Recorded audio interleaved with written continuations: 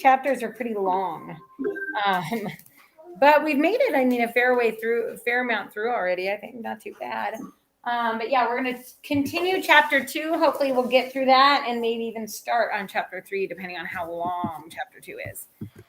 Because like I said, we started chapter 2 yesterday, but I had to give up on finishing it because we needed to move on.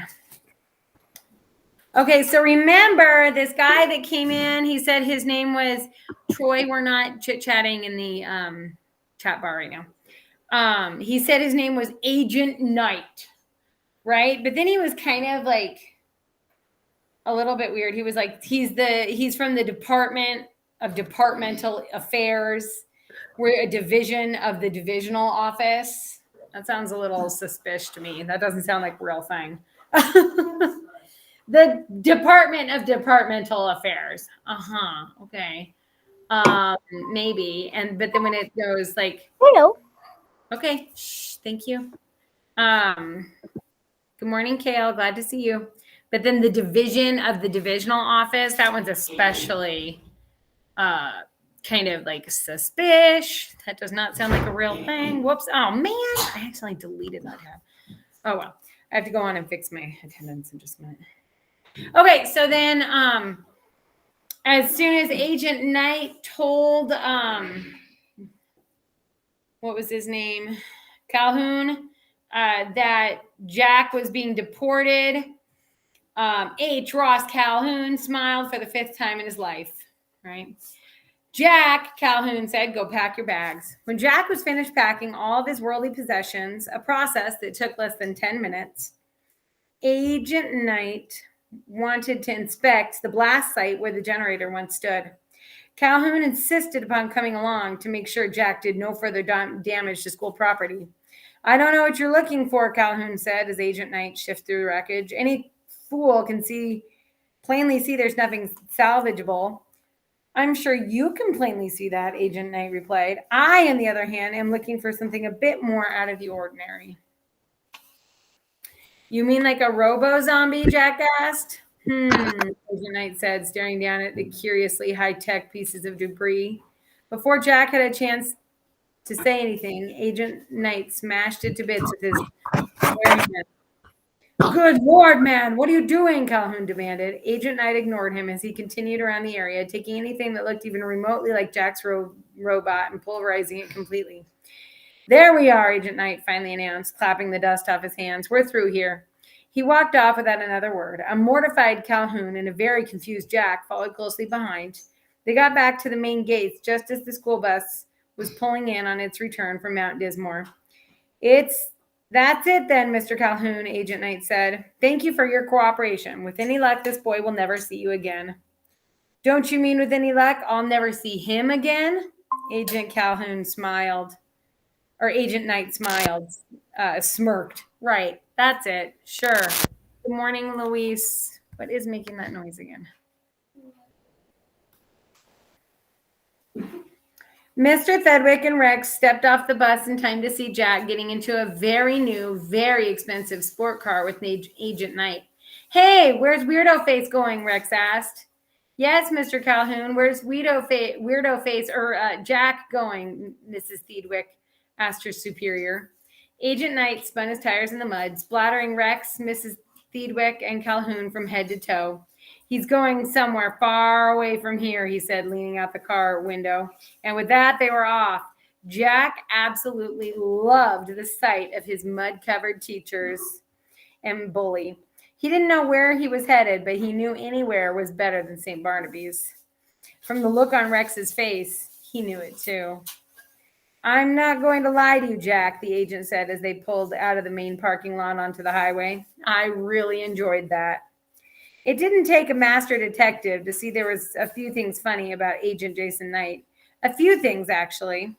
For example, when Agent Knight had flashed his badge in Calhoun's office, Jack had noticed that he'd spelled his name Jason, which is Jazen, as opposed to Jason, which is how Jason is usually spelled.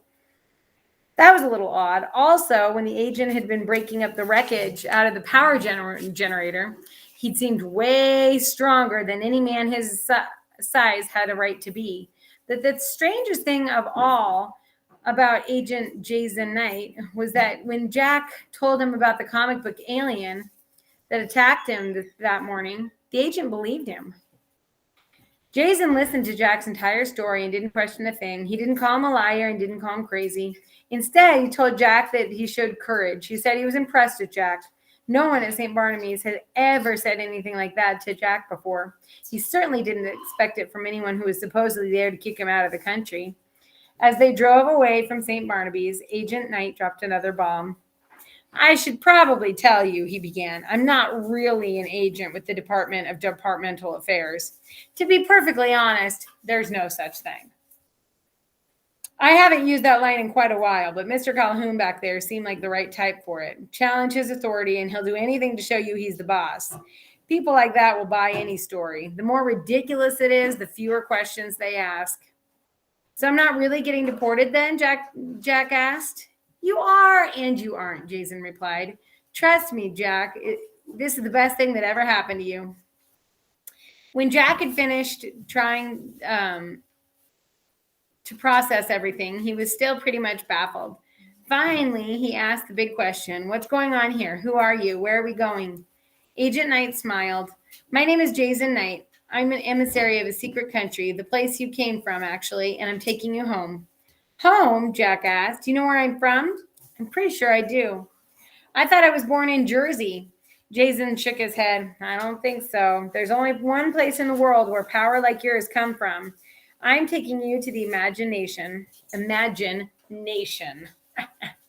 which is a play on the word imagination. But this is the Imagine Nation, 2 words. So it's kind of funny. Jack looked back at Jason like he was a few scoops short of a sundae. The imagination? No, Jason replied. The Imagine Nation. Let me guess, you've never heard of it. Jack shook his head and Jason shrugged. I'm not surprised. It's only the biggest secret in the world. A secret country on a secret island hidden out at sea. It's the most amazing place you can possibly imagine. A refuge for the extraordinary, filled with superpowered people, aliens, androids, medieval knights. Wait a minute. Superpowered people, Jack repeated. You mean like in the comic books? I mean like in comic books, movies, TV shows, Saturday morning cartoons, you name it, it's all there. All the wild and fantastic things you can dream of are just reflections of the imagination, Jason said. Emissaries like me go all around the world, seeding it with little pieces of our homes. We leave breadcrumb trails, hints and clues about all kinds of places. Sometimes we do more than that, though. Every now and again, we bring somebody back with us. Jack studied his strange driver for a moment. Why? He asked. Why me? Don't you know? Jason replied. Come on, I'm sure you could think of a reason or two why you might be at home in a place like the imagination.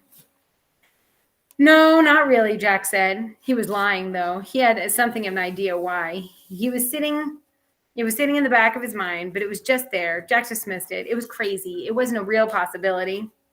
Jason nodded. Okay, he said, that's fine. I guess that robo-zombie this morning blew itself up all by itself then.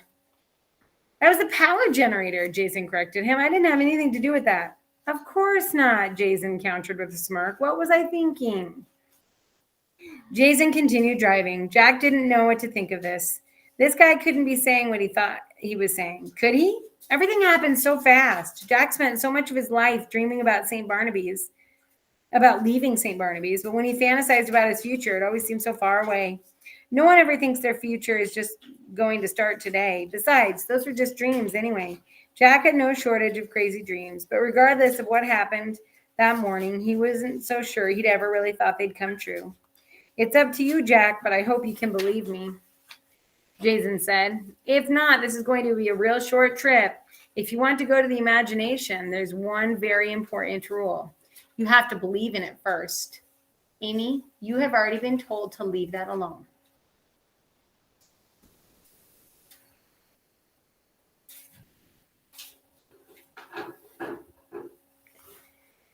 Jason pulled the car off the highway, taking the exit towards the harbor. Down on the docks, he parked right in front of the huge no parking sign next to a row of private yachts. A man in a red jacket watched Jason as he stepped out of the car. "You can't park there," the man said. "Park it wherever you want," Jason said, tossing the man his keys. "It's your car now." Jason scooted Jack off in the direction of a 64-foot yacht at the end of the pier. They walked through a metal detector that rang out alarms as Jason walked through, but the man in red jacket paid it no mind. He just stood there looking back and forth between the car and the keys. "Did you really just give that guy your car?" Jack asked. "No car is going to take us where we're going," Jason said. "That's what this baby's for." Jack looked up at Jason's boat. It was christened the Vision, and it more than lived up to its name. The Vision was a pristine white ship with a sleek frame that sloped forward like into an aerodynamic point.